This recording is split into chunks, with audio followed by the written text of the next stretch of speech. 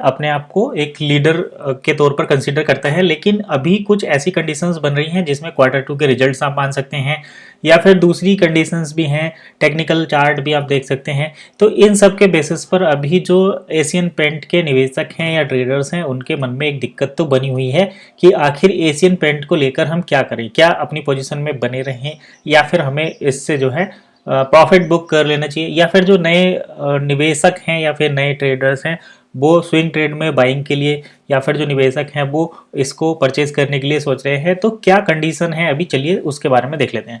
तो सबसे पहले अगर आप आए हैं चैनल पर पहली बार तो कर लीजिए इसको सब्सक्राइब और बेल नोटिफिकेशन दबा लें ताकि आपको आने वाले सभी वीडियो के अपडेट टाइमली मिलते रहे। तो चलिए शुरू करते हैं आज का वीडियो। सबसे पहले तो हम एशियन पेंट के बारे में देख लेते हैं कि एशियन पेंट जो कंपनी है वो क्या है। तो एशियन पेंट एक, सबसे पहले हम बात कर लेते हैं, एक मल्टीनेशनल पेंट कंपनी है जिसका हेडक्वार्टर मुंबई में है।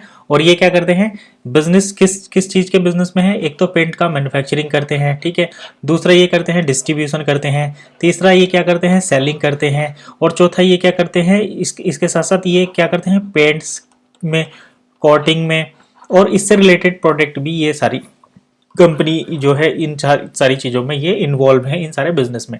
तो अब हम बात करते हैं कि जब हम किसी बिजनेस में एक फ्रेश पोजीशन बनाते हैं टेक्निकल डाटा को देखकर, तो किस तरीके से उस डाटा को हम देखते हैं या टैकल करते हैं। तो देखिए यहाँ पर हम बात कर रहे हैं स्विंग ट्रेड या फिर लॉन्ग टर्म इन्वेस्टमेंट की। तो यहाँ पर अगर हम देखें वीकली टाइम फ्रेम पर एक रेजिस्टेंस नज़र आता है और एक हमें सपोर्ट नज़र आता है। सपोर्ट है 2600 के आसपास और रेजिस्टेंस है 3600 के आसपास। तो ये रेजिस्टेंस है। अब यहाँ पर देखा जाए रेजिस्टेंस या सपोर्ट एक रेंज में ही होती है, लेकिन यहाँ पर भी ये रेंज है जिसके अंदर ये प्राइस जहाँ से आकर रिवर्स करता है, और रेजिस्टेंस भी कुछ वैसा ही होता है जिसके बाद प्राइस जो है वो रिवर्सल दिखाता है। तो यहाँ पर अगर देखा जाए तो टेक्निकल टर्म्स में अभी जैसे अगर हम पीछे बात करते हैं जो अभी चल रहा था इजराइल और फिलिस्तीन कॉन्फ्लिक्ट चल रहा था, जिसके वजह से इजराइल और ईरान कॉन्फ्लिक्ट चल रहा था, जिसकी वजह से ऑयल के प्राइस जो है बढ़े थे अचानक। तो पेंट इंडस्ट्री पर उसका इम्पैक्ट दिखना ये तो ज़रूरी था, लेकिन इस तरीके से ये इतना जो है इम्पोर्टेंट हो गया है कि अब हमें ये चीज़ें देखनी जरूरी है। देखिए जब भी टेक्निकली अगर बात करें तो मार्केट जब सस्टेन करता है, नई पोजीशन बनाता है, तो इस तरीके से कंसोलिडेशन पीरियड वहाँ पर देखा जाता है, कंसोलिडेशन फेज हमें देखने को मिलता है। लेकिन अभी क्या है, ऐसा कुछ भी हमें सिनेरियो बनता हुआ नजर नहीं आ रहा। तो हो सकता है कि ये सपोर्ट तोड़कर नीचे चला जाए। तो ऐसी कंडीशन में क्या है, क्या चीज़ें वो होती हैं जो इसको यहीं पर रोक के रखती हैं और फिर ऊपर चलती है। तो अभी हाल ही में देखिए चल रहा है क्वार्टर टू रिजल्ट्स। तो एशियन पेंट के अभी क्वार्टर टू रिजल्ट का अनाउंसमेंट हुआ है।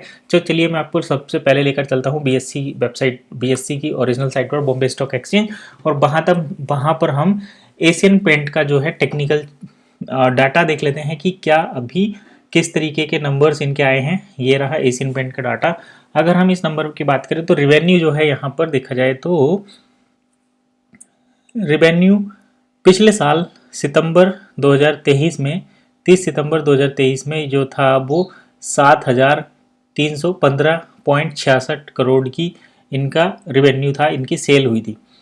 अगर हम जून वाले क्वार्टर में यानी कि क्वार्टर फर्स्ट की बात करें इस साल 2024 के, तो यहाँ पर हमें 7,852 करोड़, तो 7,315 करोड़ से 7,852 करोड़, यानी कि यहाँ पर हमें अच्छे नंबर्स देखने को मिले थे। लेकिन अगर हम बात करें अभी करंट में 30 सितंबर 2024 की, तो यहाँ पर हमें 6,840 करोड़ का डाटा देखने को मिला, जो कि काफ़ी कम है इस वाले नंबर से। यानी कि ये माइनस है, ये तो प्लस था लेकिन ये माइनस है, यानी कि पिछले क्वार्टर से और इनके सेम लास्ट ईयर के क्वार्टर से नंबर्स काफ़ी कम आए हैं। ये सेल्स जो है कहीं ना कहीं घटी है। तो अब सेल्स घटी है तो क्या दूसरी चीज़ें घटेंगी? बिल्कुल घटेंगी, लेकिन इससे क्वार्टर टू के रिजल्ट पर क्या इम्पैक्ट पड़ेगा, मतलब इसका टेक्निकली क्या इम्पैक्ट पड़ेगा और स्टॉक के प्राइस पर क्या इम्पैक्ट पड़ेगा, वो हम यहाँ पर देखने वाले हैं। और क्या ऐसी चीज़ हुई है कि सेल्स कम हुई है, मतलब सेल्स कम हुई है, और जैसे मैन्युफैक्चरिंग कितनी है, रॉ मटेरियल की कॉस्ट कितनी थी, वो सारी चीज़ें यहाँ पर हम देखेंगे। थोड़ा सा टेक्निकल डाटा है तो आपको समझना पड़ेगा, तभी हम इसके अंदर की बात समझ पाएंगे। तो पहला हमने ये देखा कि सेल कम हुई है, और सेल कम हुई है तो कंपनी के पास पैसा कम आया है, कंपनी का प्रॉफिट कम होगा ऑटोमेटिकली। लेकिन अगर हम बात करें दूसरे जो जैसे अदर ऑपरेटिंग रेवेन्यू है, तो वो 27 करोड़, 29 करोड़, 26 करोड़। तो ये पिछले वाले के तो लगभग बराबर सा ही है, लेकिन लास्ट क्वार्टर से बात करें तो घटा है। तो चलिए ये भी कोई इतना बड़ा इम्पैक्ट नहीं डालता। इम्पैक्ट क्या चीज़ डालती है वो देखेंगे। एक तो रेवेन्यू डालता है, सेल्स डालती है। सेल्स किस वजह से कम हो सकती हैं? सेल्स हो सकती है कि दूसरे जो कंपटीटर हैं वो सस्ते रेट में प्रोडक्ट अवेलेबल करा रहे हैं। दूसरा ये कि पेंट इंडस्ट्री के प्राइस बढ़े हैं, क्योंकि ऑयल, क्रूड ऑयल का जो प्राइस है वो बढ़ा हुआ है। अब यहाँ पर हम देखें टोटल इनकम की अगर बात करें तो इसकी टोटल इनकम 7,049 करोड़ है, जो कि पिछले वाले क्वार्टर में जो है 8,107 करोड़ थी, और लास्ट ईयर सेम क्वार्टर में जो है 7,500 करोड़ थी। तो 500 करोड़ की यहाँ पर गिरावट हमें देखने को मिली टोटल इनकम में पेंट्स की। इनकम क्यों कम हुई? क्योंकि कहीं ना कहीं सेल्स कम हुई हैं। और सेल्स क्यों कम हुई हैं? तो सेल्स कम हुई हैं क्रूड ऑयल के रेट महंगे होने की वजह से ऑयल के प्राइस, पेंट के प्राइस बढ़े हैं।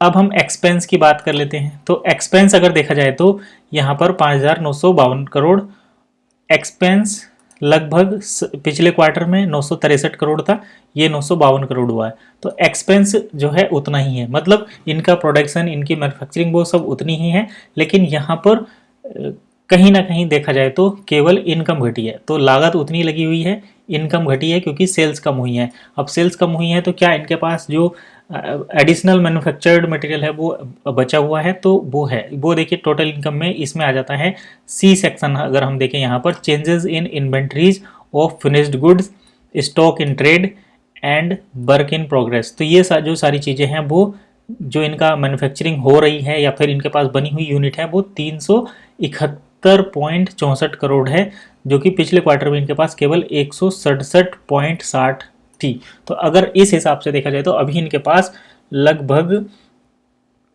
200 करोड़ के आसपास बना हुआ मटेरियल रखा है, जो कि सेल होगा तो इनका जो ये प्रॉफिट है वो बढ़ेगा। और ये इनका जो एक्सपेक्टेड था कि ये 44% की ग्रोथ इस बार दिखाएंगे, वो कहीं ना कहीं फेल हुई है, और ये घटकर जो है कितना, लगभग 48% का यहाँ पर इनको क्या हुआ है, लॉस हुआ है। तो एशियन पेंट में लॉस हुआ है। क्वार्टर 2 के जो रिजल्ट हैं वो अच्छे नहीं आए हैं, जैसा कि हम अभी देख रहे हैं। तो क्वार्टर 2 के रिजल्ट खराब आने की वजह से एशियन पेंट का जो ये साइकिल है अब हमें टूटता हुआ नज़र आ सकता है। अब देखिए लॉन्ग टर्म इन्वेस्टमेंट से अगर बात करें तो Asian paint is best company.